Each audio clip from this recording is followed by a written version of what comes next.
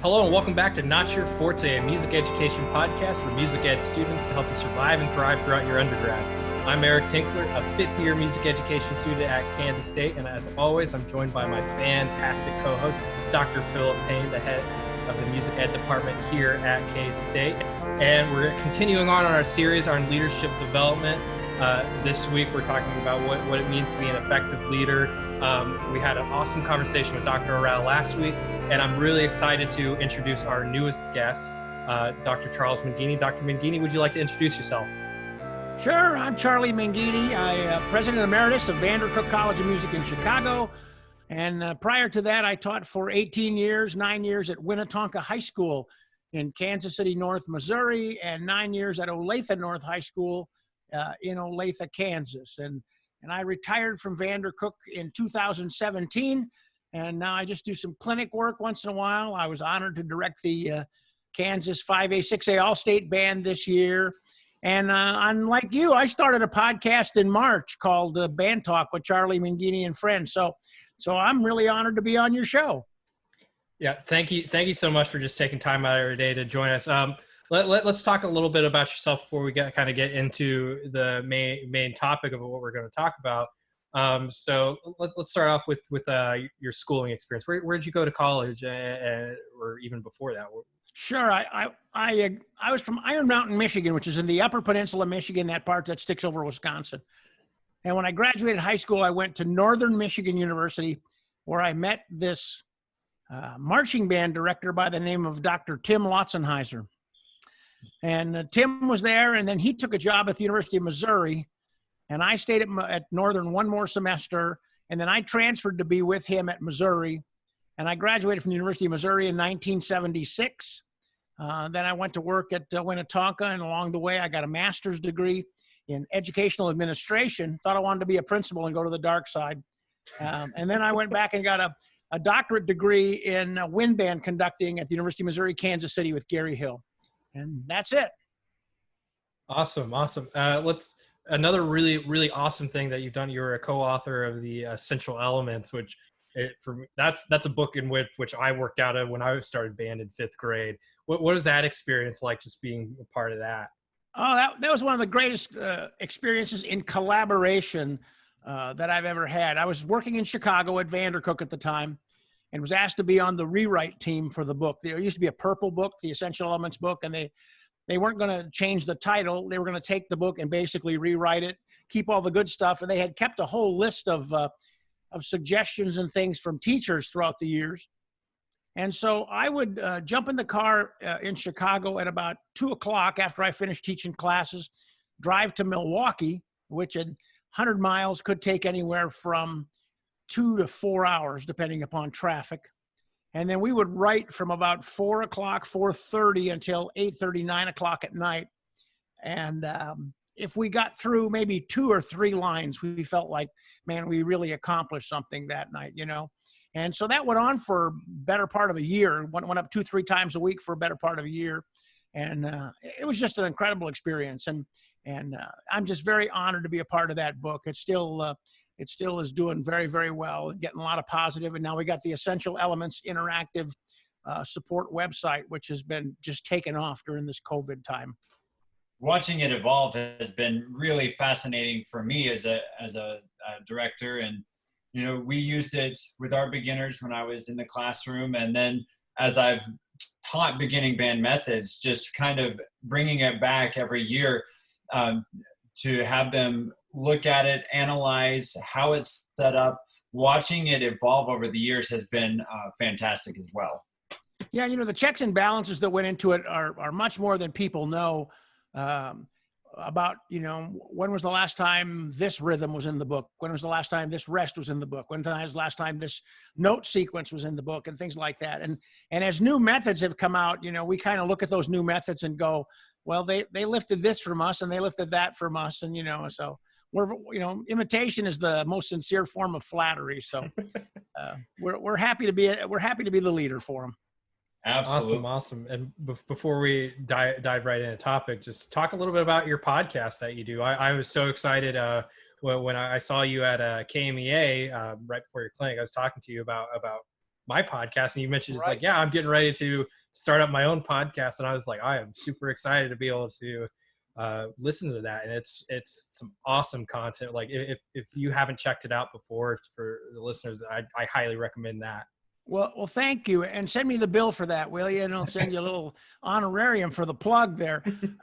Actually, I was at the Midwest Clinic this past year, and a good friend of mine, Saul Friedgood, who's the president of Eastman Musical Instruments, said, Charlie, he said, you need to start a podcast. He said, everybody in the profession and all these people. And he said, you just need to start a podcast. And I thought about it, and I said, that's a good idea, and gave it some thought, and started a very, very steep learning curve because I really knew nothing about it. You know what I'm saying? Yeah. And he put me in touch with a couple guys and just started. And so, yeah, I just launched my 15th episode on Monday, and it's been great. We've had, Bob Reynolds and Frank DeKelly and Craig Kirchhoff and Dr. Tim. And we just got a whole bunch of fun people on the show. They're great people. So I encourage you to reach out to them too. They're very accessible, and they're wonderful people. Well, we'll be having Dr. Tim to cap off our series, actually, once we get out to the end of it, which I am very much looking forward to. He's the best. He's the best. Okay, so let's go ahead. Let's dive right in what we're talking about. So we're going through a leadership development series that's kind of influenced from Stephen Covey's 7 Habits of Highly Effective People, which, as I mentioned last episode, if you haven't bought the book, I just highly recommend checking it out, reading it. It's summer. I'm sure a lot of people have a lot of time on their hands, and it's well worth the time it takes to read it. And it's just really eye-opening to reflect upon what you're doing and to continue to grow. So moving on, last week we kind of talked about what is a proactive leader and kind of taking that first step of learning how to be proactive, of self-reflecting on that and shifting to that mindset. This week, so the habit that correlates it is to begin with the end in mind. So it's talking about more into the concept of, all right, what are my values? What are my goals? How does the end goal line up with my values, with my personal beliefs, so I can continue to grow, be a better leader, and become a better person myself. So let's start it off in terms of talking about defining your personal values as a leader and as an individual. Dr. Menghini, why do you think that knowing your end goal is important? Yeah, well, let me first start off by saying that the Covey book is like the Bible for leadership. You know what I'm saying? It's a great book. I was turned on to it in the early 90s, back when I was in Olathe, and read it then. And I've probably read it, 15 times, 20 times since then. And when I was teaching at VanderCook, that was one of the stables that I used in all of my administration classes that I had with teachers. So it's a great book, and I'm so proud of you for using that. And I think it's wonderful.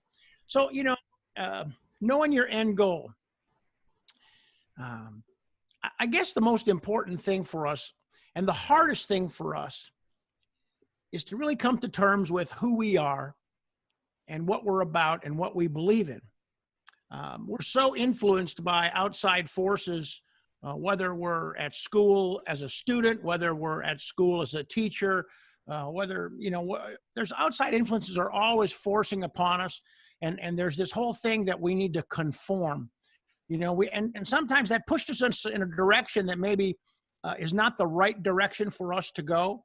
So as a teacher, the hardest thing for us to do is to come to terms with who we are and what we're about and what we really believe in. Because we get on the podium and we try to be our old college band director, or we try to be our old music education professor. And we are certainly influenced by them, and we're a part of them, but that's really not who we are as a person. So as a teacher, it's going to take a couple of years for you to find out and come to terms with who you are. A case in point, as a teacher, you're going to end up in some community, right? You're going to be in some community, maybe a small community where you're the K through 12 band director and you cook lunch and drive the bus. You may be in a metropolitan area where you're an assistant, or you're at a middle school. You may be in an area where you're the high school director.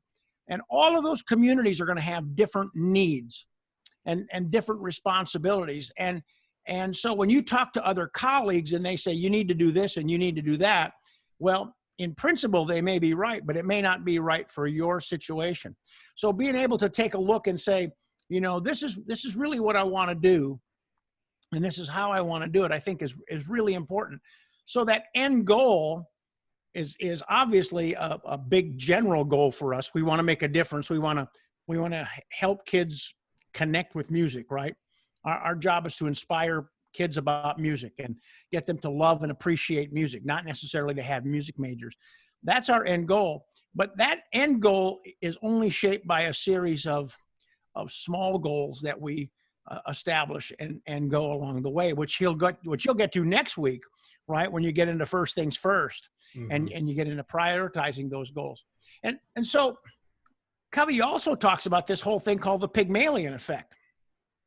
And that is that decisions come upon us. We tend to make those decisions that we really want to make and we really want to see happen, which sometimes doesn't align with what we say we want to happen. So yeah, coming to terms with that end goal is very difficult, but it's very important. And I agree. And I talk a little bit more about that decision-making process, because our listeners are in that infancy of their career of looking at, oh, where am I going to be in, 2 to 3 years or 5 years or 10 years? And talk a little bit about that process of how do we first identify those endpoints? Because a lot of times when I'm working with our students on developing their philosophy of music education, you hit the nail on the head. It's a really difficult, not only task, but it's a difficult concept to be able to look out that far. So any insight into how to make those initial decisions? Yeah, that's a great question. I guess as I look at it and I think about it, every time you have a decision to make, you need to weigh whether it's the right decision. When I used to be a member of, when I was in Chicago, I was a member of Rotary International, a service club, right? And they always said it has to pass the three-way test, and that three-way test is will it build goodwill, and is it fair to all concerned, and does it lead to better relationships? It's that kind of a thing. And so every time we're forced with a decision, we have to make the decision we feel is the right decision to make. And we have to feel that decision is right for us, and it's right for the people that it impacts. So, I don't know if you've gotten to the point where Covey starts talking about making a paradigm shift, right? Have we gotten that far in when you're talking in your podcast about the paradigm shift, and that everything is this paradigm that you have a view, which is your view of things, but everything has a different paradigm. So as a person, when I'm into a situation, I may have 6 or 7 different paths that I could choose. They may be variations of various things, but I could do A or B or C or D. And I have to think about how that decision first of all, impacts myself, and how it impacts the group and the people around us, right? So and I think you always try to choose the best one. And I think that becomes more of a short-term goal kind of thing, where I have to make a series of decisions based upon the right thing to do. And maybe my father said it best when he told me, he said, "Son, there's no right way to do a wrong thing." So I think what we have to always try to do is to weigh the consequences and try to do the right thing. And I think, especially for our listener base right now, in terms of thinking about your end goal and just what your values are, this is not something that you need to completely know yet. That your values right now, especially as a music educator, are developing over the course of time. I know where I was freshman year is completely different than where I am now. I've still maintained the goal and desire to teach music, which is that constant. But my thoughts and ideas are on what I want to do, how I want to approach it. It's something that's going to continue to develop, especially once I do get in that first few years teaching, it's probably going to be, once again, much different than where my values line up right now. And so that, I think it's an important thing to do, to take time when you're free to self-reflect. I always like, at the end of each semester, especially, I take time to look back. What did I do well? What did I not do so well? How have I changed? What are some things in which I could do better, and I can work on it? What are things outside of my control that they happened, and just have to move past that? We talked last week about the circle of influence and your circle of concern. And it's just knowing this is something that's constantly going to be moving. And sometimes moving things are scary. And sometimes we're afraid of things moving. But we just need to not be afraid to make those mistakes. Because right now, college is a time to where mistakes will be made. And while not all mistakes are the same, for the most part, you're going to be environments in which you can experiment with how you want to approach things. And I recommend to all the listeners to really just take that time to experiment with how you want to teach.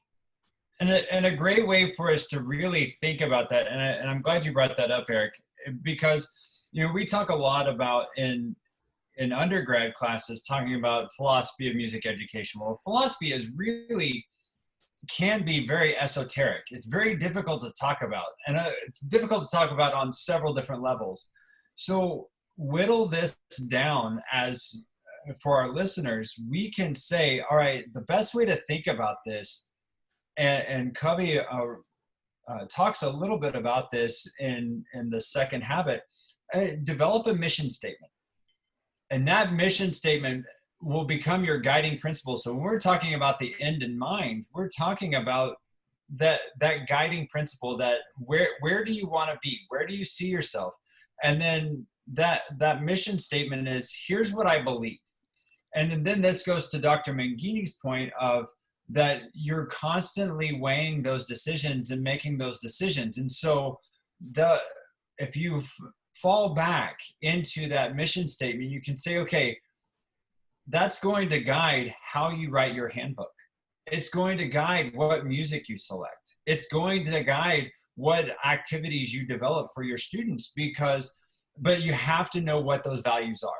And so that's why it's so important to have that end in mind, because you won't have that set of guiding principles until we define it. And so I think that's really the difficulty for young teachers, is really defining that set of values and being able to identify it within themselves. Because that's really typically the most difficult part, is we know that we love music, but being able to say why and be able to put that into words is that first step.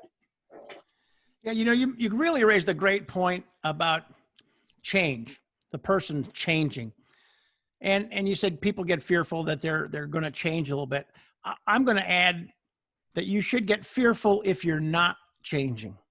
That's when you better get scared. It's like the guy that says, he didn't teach for 25 years. He just taught 1 year 25 times. You don't want to be that kind of teacher. So it's a growth process. And as you gain more information as a student, you're going to gain a lot more information. You're going to gain a lot of experience. When you start teaching, you're going to gain a lot of experience. You're going to find that your views change, your views alter. I think your basic mission probably will not change. The mission of providing kids a quality music education is not going to change. The importance of being a great member of your school community is not going to change. But within that, the definitions of what defines being a good citizen in your school community, and what defines, good music and things like that. As far as mistakes, you're going to make a ton of mistakes, and you're going to make mistakes throughout your whole career. And if you don't make mistakes, then that means you just haven't been trying. So I encourage people to make them, but like you said, reflect on them and go like, you know what, next time this comes up, I got to make a different decision. I got to do something a little bit different with it.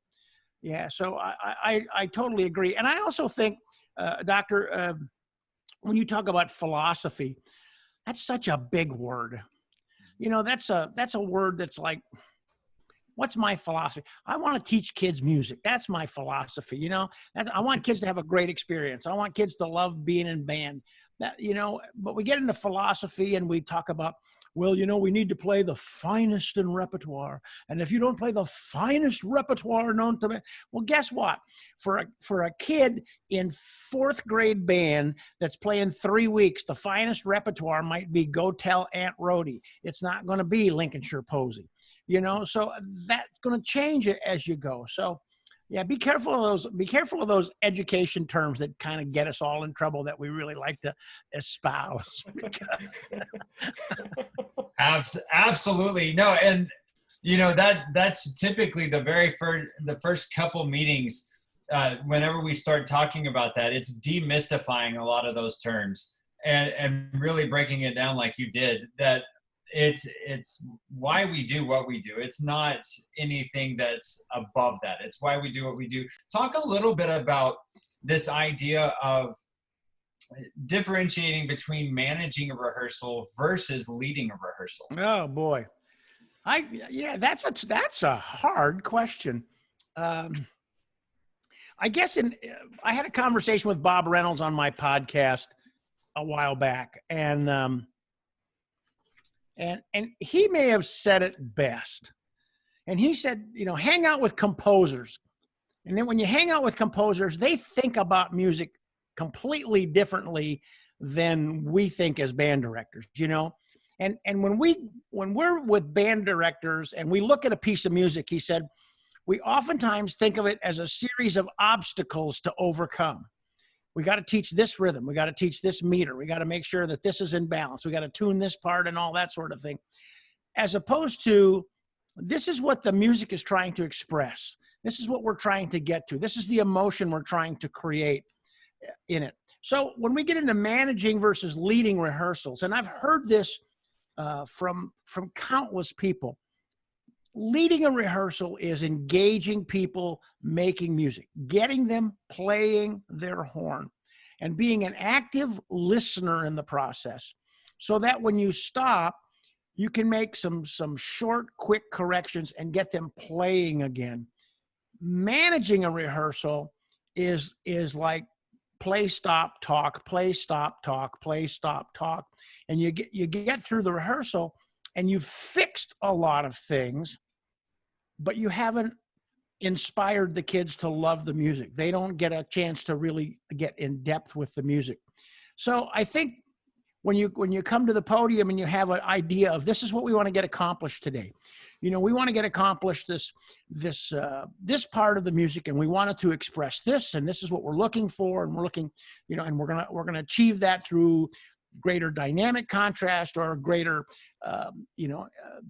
rhythmic accuracy between the parts, or better balance, or things like that. And then you kind of go after it, as opposed to just getting there and just trying to fix this and fix that and fix this, and not necessarily telling the musicians why. And I think that's a great point. My follow-up to that is, how do you engage your students? How do you engage your ensemble members to be a part of that process? I probably wasn't very good at it when I was teaching. I was probably too fixated on getting it right. It's like,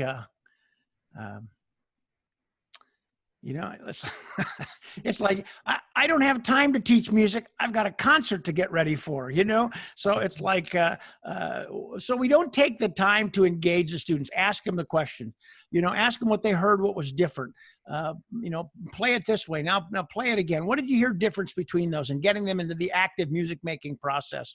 I guess engaging them a lot more in question and answer, getting them to listen. I think, I don't know if I answered your question or not, but I think absolutely no.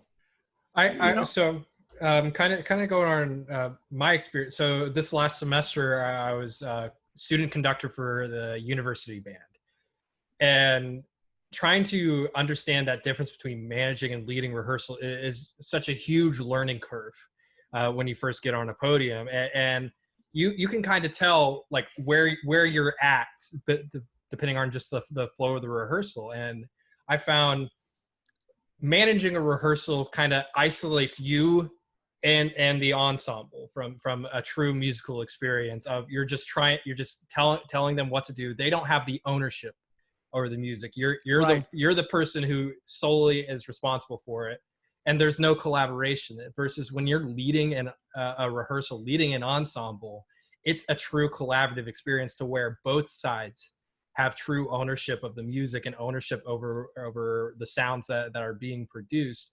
And it's a much more fun experience than just telling someone it's like, oh, hey, that's wrong, do it this way, instead of like leading your students towards understanding the music and growing together as an ensemble. Yeah, that's that is a great point. And you know, I was thinking about this question earlier. And if you did a graph, and you took an arrow, and you could make an arrow kind of go up, and then it would kind of start going flat. And that's what a manager does. A manager can get an ensemble to sound as good as their musicianship will allow it to be in a very relatively short period of time. But then the growth of the ensemble is basically flat, because the ensemble will only grow as the musician grows, or the director grows. But the leader will have a very slow but continuous line where the ensemble may not be as good as quickly, but it will eventually get better, and it will become limitless because you're starting to tap in on the musicianship of all the members. Mm-hmm. And one of the analogies that I always like to use as well is that if we're managing a rehearsal, it's almost as if we're practicing with our own instrument. The ensemble is our instrument. And like you said, it hits the upper end of our musicianship. Whereas when you're leading, you have that collaboration, and everybody's together is stronger than the sum of its parts, which allows that growth and that collaboration to happen. I think, and just find out a really important thing to do, especially when you're in college, even when you're a teacher, is record yourself. It's sometimes hard in the moment or when trying to remember what happened to know how effective you were. And it's just like a football player reviewing film or anything like that. It's to look, what can you do? What are your tendencies? Identify those tendencies. What can I improve? What did I do well? This once again just goes through the aspect of reflecting and then bringing that back to your mission statement and your values. Are you fulfilling that? Are you working towards that end goal in which you have? And this doesn't have to just be time you spend on a podium. I'm very fortunate at K-State that we have a good amount of time to where we are able to get on a podium and teach. This can be when you're teaching lessons, even just when you're in the practice room by yourself, just looking at how you are reacting to things, how you are fixing problems, and just how you're growing. Well, and I think that really goes into that next part that we want to chat about, and that's that visualization. You being able to, by recording yourself, you're going to record things that go well. You're going to record things that go not so well, and some things that go really badly.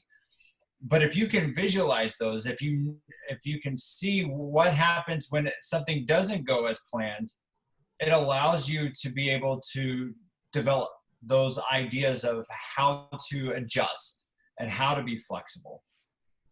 Yeah, you know, that the filming yourself is so important, and it is so painful.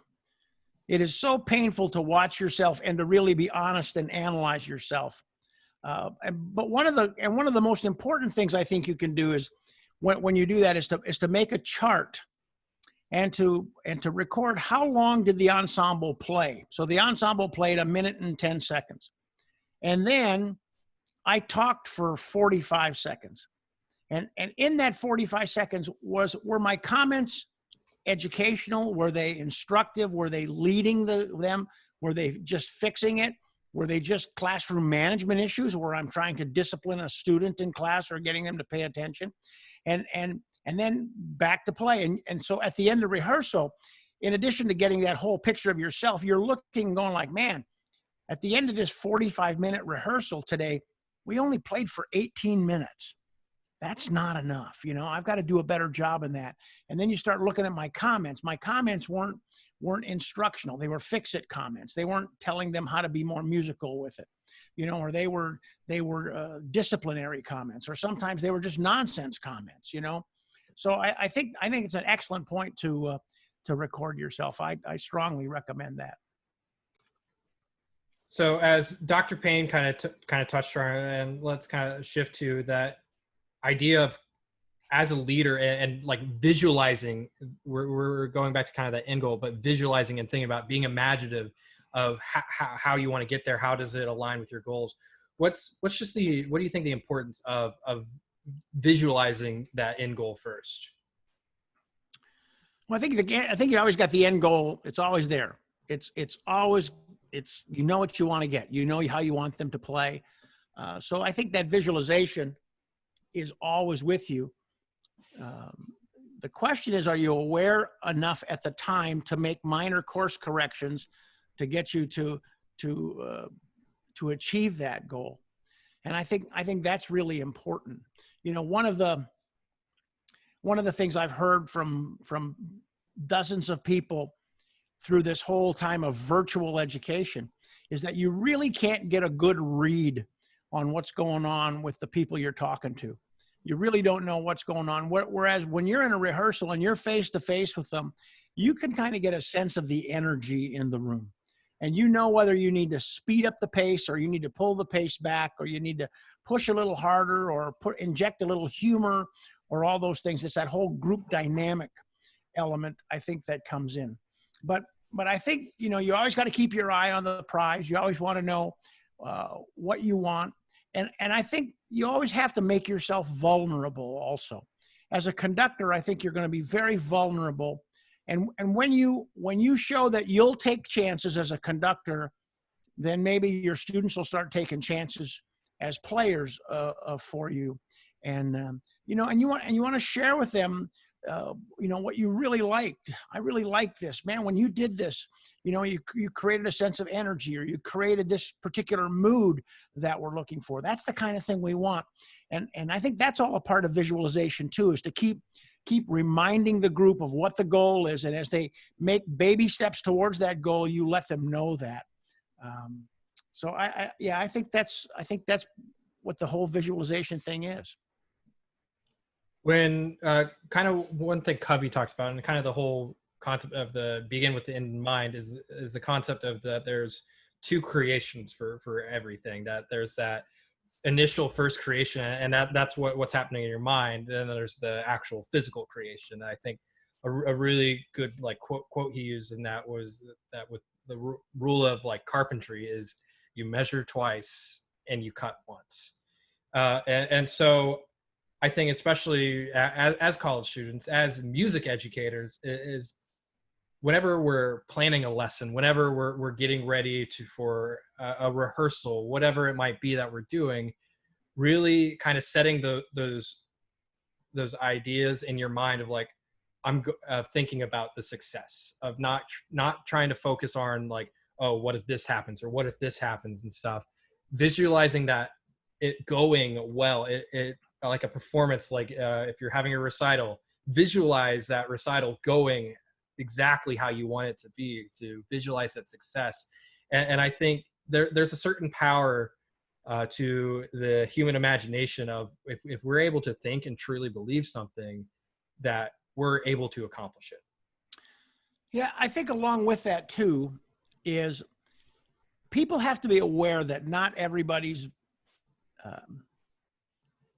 circumstance is going to be the same, or not everybody's interest is going to be the same. I mean, Eric, in the time I've talked with you, you are like all in music ed, music major. You're going to be a great band director. I can just tell you, whatever you go, you know, failure isn't in your vocabulary. You know, that ain't going to happen, because you're going to make sure you're going to spend the time, you're going to do whatever it takes.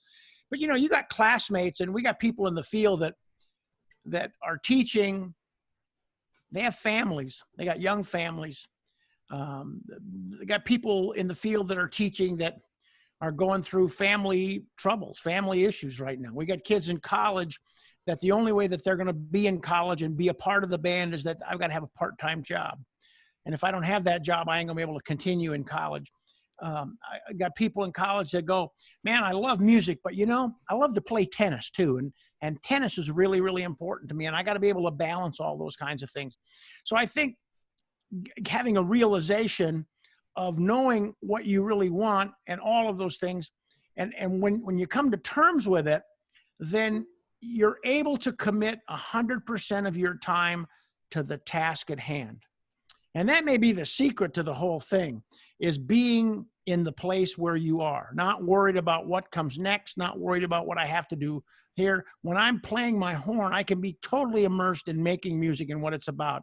And when I'm done playing my horn and I go play tennis, I can be totally immersed in playing tennis, and so I think that's an important element for this too, that not everybody's going to be the same, and that we've got to be aware and come to terms with, this is what I believe in. I don't want a band that's gonna win world championships. I don't want to have a marching band that's going to go to Bands of America and win Grand Nationals.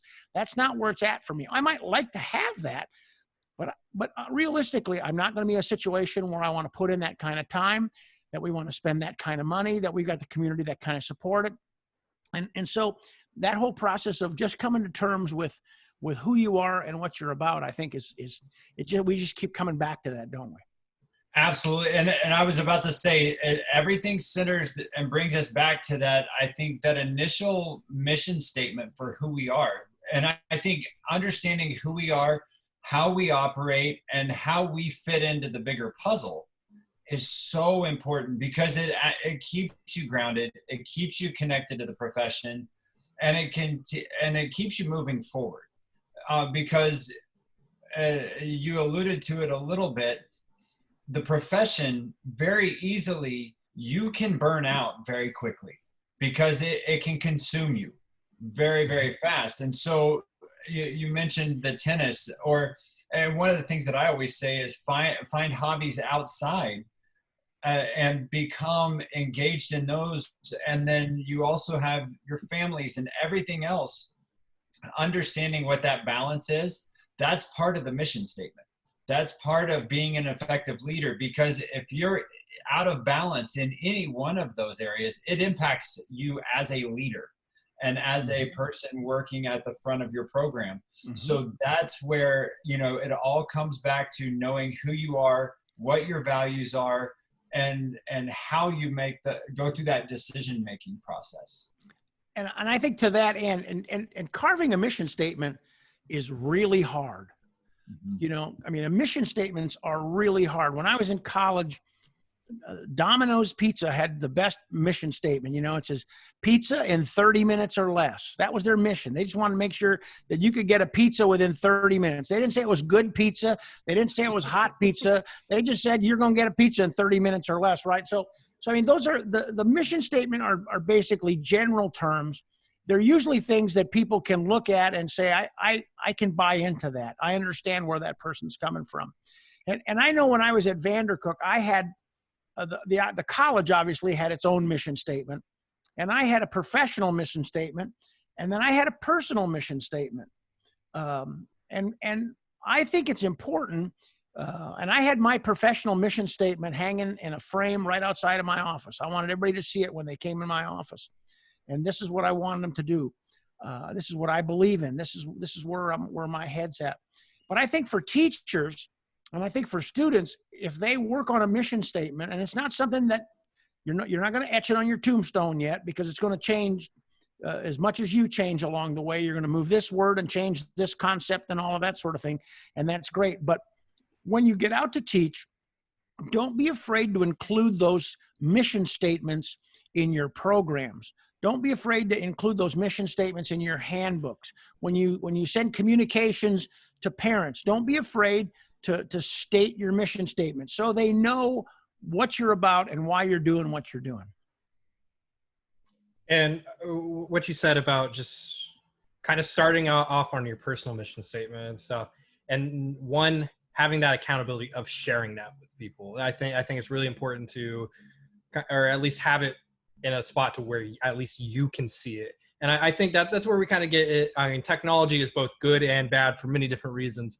And I'm big on handwriting things, and for my personal mission statement that I've been working on, I have a handwritten version of it, but I also try to keep a copy of it like on my cell phone, because there'll be times to where I'll need to refer back to it, or times to where like just thinking about it, I might need to adjust it. And it's great just to have it very easily accessible. Yeah, there's a music industry organization called NAM, the National Association of Music Merchants. And the president, Joe Lamond, is a great guy. But NAM has a mission statement, and they have a series of objectives. And everything that NAM does filters through that mission statement. If it doesn't fit the mission statement, if it doesn't fit one of the objectives of the organization, we don't do it. And I think that's really something that we should all aspire to. Absolutely. I was going to add that, so much of what we have to do is, if we communicate those mission statements, we have to make sure that everything we do aligns with it. But at the same time, it goes back to our earlier conversation of making decisions. It makes that decision-making process that much easier when you have that guidance up front. Correct. Yep, holds us accountable, doesn't it? Yes, it does. And when you have that mission statement and it's there, it's also something then that you can use when you get that ridiculous request along the way. And you'll get that ridiculous request. You will get a request from all of a sudden the Chamber of Commerce decides that they're going to have an Easter parade. And they contact the school and they say, hey, we're going to have an Easter parade and we want the marching band to come out and march in the Easter parade, right? And the principal is going to have a little pressure put on him, and he's going to call you in. He goes, hey, I just got a call from the chamber and we want you to march in the Easter parade. What do you think? And, that's where you bring out the mission statement and you talk about the importance of what you're trying to do with your students. And it leads to a discussion about, hey, I've thought this through. This probably isn't the right thing for our students at the time. And maybe we have to respectfully say, geez, maybe there's another thing we can do to kind of help you. But, to put the marching band back together in the middle of April, when we're getting ready for festival and large group things and concerts, maybe that ain't the smartest thing for us to do. So as we kind of gear towards wrapping up, and this is something I'm going to be asking at the end of each episode for all of our guests, just kind of in your own words, can you define what leadership is or what a leader looks like, and just talk a little bit how that definition has changed a little bit over the course of your career? Yeah. Well, if you're listening to this right now, find a mirror and look into it.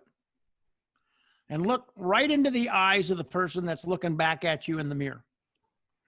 And I'm going to tell you that person is a leader. That person has the ability to lead. And are you doing the things that you feel in your heart are the right things to do? That you're doing the right thing for the right reason. I don't think anybody leads. I don't think I'm going to stand up on top of a chair and go, hey, I'm the leader, follow me. I think we do things and we act in a certain way. And after a while, people look at us and go, that's somebody that I respect. That's somebody that I like. And then when you respect somebody and you like somebody, when they say something, you kind of take note of that and you go like, what they say may have some sense to it. It may have some weight to it. So I think to a certain extent, everybody's a leader. I mean, let's face it, there are negative leaders. Our country's just gone through a crazy time. And we've got people that are protesting, and they're protesting very civilly. And those people are leading. They're trying to lead people to think a different way and to act a different way. We also got people that took advantage of those protests, and they decided they were going to inflict damage to buildings and steal and loot. Those people were leading too, but they were just kind of leading in a negative way. So I think we're always in a position of leadership. What you're doing in your podcast, what Doctor's doing in his classes, you're leading all the time. What we're trying to do is lead. And are we making that right decision? Are we making the best decision at the time? And if we do that, after a while, people will look to us and they'll say, I believe in that person. I trust that person. When when something comes up, I'm going to listen to that person, and all of a sudden they're going to start following that person. And I think that's what leadership is. I don't think you just set out to say, I'm going to be a leader.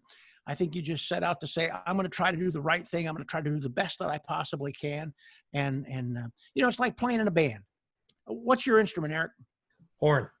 Okay, so you're a horn player. So when you started, you probably started at the bottom of the section, and as you grew, you practiced and you learned your part, and you got better with your part, and you moved from fourth to third to second to first, and now you're principal horn, and so now when you say something, because of your repeated excellence in performance, people listen to you, right? So you didn't say, hey, I'm going to be a leader in the horn section or a leader in the band. You just did that by who you are and what you do and how you do it.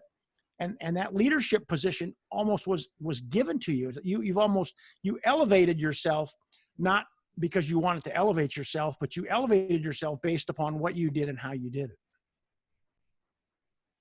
Dr. Menghini, really, really well put right there. And thank you so much for taking time out of your day to join us here on our podcast. It's so much fun to have the opportunity to talk to such amazing educators from around the country. I say this all the time, but really sometimes I think of this podcast as a selfish thing just because I'm learning so much each and every time I record an episode. And I know Dr. Payne and I and all of our listeners really appreciate you coming on, taking time. But before we kind of go through the wrap up and stuff, do you have anything upcoming or ways in which people could reach out to you if they want to reach out to you for more info? Sure, absolutely. My email address is bandtalkcharlie, CHARLIE, bandtalkcharlie@gmail.com. That's probably the easiest. And then we got to get you guys on the podcast. When can we do that? We'll repay the favor. Reach out sometime, and we would love to. Yeah, That's a deal. That's a deal, because you know what? People need to know that you've got this initiative going, because this is a great thing. It's a great thing for your colleagues at Kansas State. It's a great thing for teachers, and I hope you get a lot of people following. You got a new one with me today, by the way. I'll be listening now. Thank you. Excellent. Well, and it'll be great to get my band director hat back on too, and talk a little bit of bands. I don't get to do that all too often, but when I do, it's a lot of fun. So great. So maybe you could stay on the line for a second after you get done recording. Sure. Yeah. Okay, that'd be great. Absolutely. Well, again, thank you, Dr. Menghini, for joining us this week. Next week, we're going to be talking about the organized leader with Mr. Brian Britt from the University of Oklahoma. He's the director of the Pride of Oklahoma and the associate dean for the Weizenhofer College of Fine Arts. So again, be sure that you subscribe, you listen. Be sure to rate us 5 stars. We're easier to find. We're available on all podcast platforms. So check out Apple Podcasts, Spotify, Google Play, YouTube. And then also be sure to like us on Instagram, Facebook, and Twitter, and share all of our podcasts. And we'd love to have you as a listener and a subscriber. And we'll see everyone next week. Bye-bye.